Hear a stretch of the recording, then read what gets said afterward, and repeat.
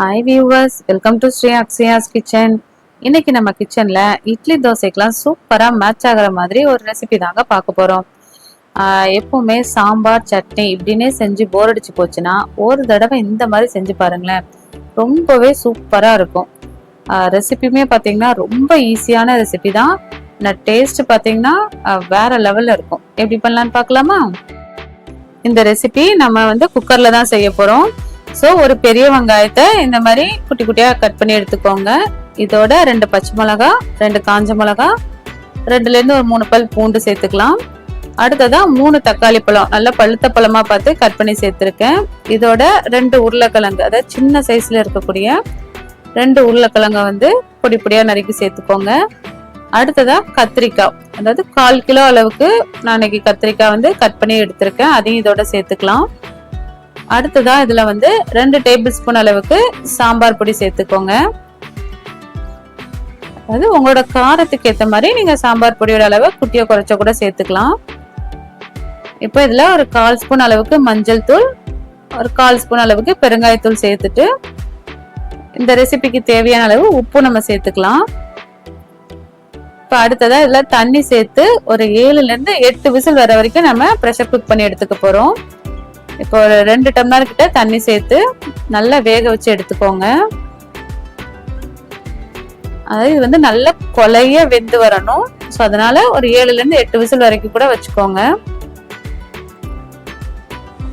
அவ்வளோதான், நம்ம ரெசிபியே முக்காவாசி முடிஞ்ச மாதிரி தான். ஏன்னா இதுக்கு அடுத்து பார்த்தீங்கன்னா அதை நல்லா கடைஞ்சி நம்ம தாளிச்சு எடுக்க போறோம். அவ்வளோதான், ரொம்ப சிம்பிளான ரெசிபி. ஆனால் டேஸ்ட் பார்த்தீங்கன்னா ரொம்பவே சூப்பரா இருக்கும். இப்போ நல்லாவே வெந்துருச்சு பாருங்க. இப்ப இதுல இருக்க தண்ணியை மட்டும் நம்ம வடிச்சு எடுத்துக்கலாம். ஏன்னா இந்த தண்ணியோட சேர்த்து நம்ம மசிக்க முடியாது. ஸோ அதனால தண்ணியை மட்டும் ஃபர்ஸ்ட் நம்ம வடிச்சு எடுத்துட்டு அடுத்ததா இந்த இதை நம்ம நல்லா மசிச்சு எடுத்துக்க போறோம். இந்த மாதிரி மேஷர் இருந்துச்சுன்னா அதை வச்சு கூட நீங்க மேஷ் பண்ணி எடுத்துக்கோங்க. அப்படி இல்லாட்டா கீரமத்து கூட வச்சு மசிச்சு எடுத்துக்கலாம். அப்படி இல்லாட்டி மிக்சி ஜார்ல சேர்த்து பல்ஸ் மோட்ல கொடுத்து பல்ஸ் பண்ணி எடுத்துக்கோங்க.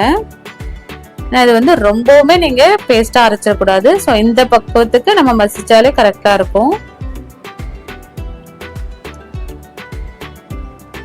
இப்போ நம்ம வடிச்சு வச்சிருந்த தண்ணி அதையும் இதோட நம்ம சேர்த்துக்கலாம்.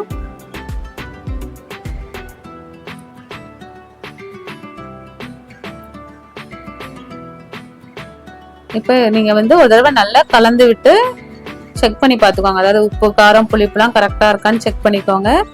சப்போஸ் எதுவும் உங்களுக்கு பத்தாட்டி இந்த டைம்ல கூட நீங்க சேர்த்துக்கலாம். இந்த மாதிரி இது ரொம்ப கெட்டியா இருந்துச்சுன்னா நீங்க கொஞ்சம் தண்ணி கூட சேர்த்துக்கோங்க.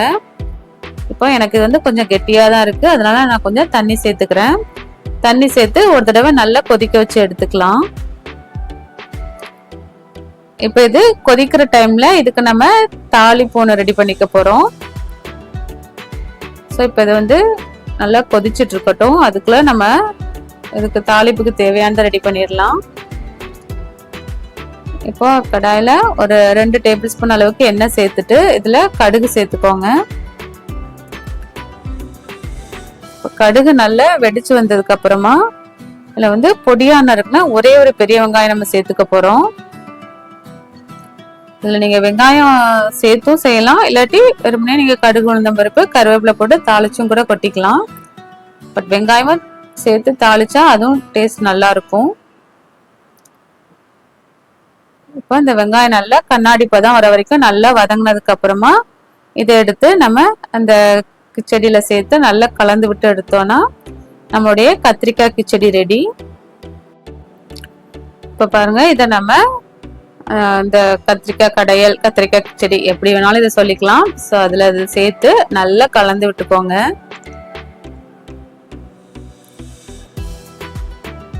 ரொம்பவே சூப்பரா இருக்கும்.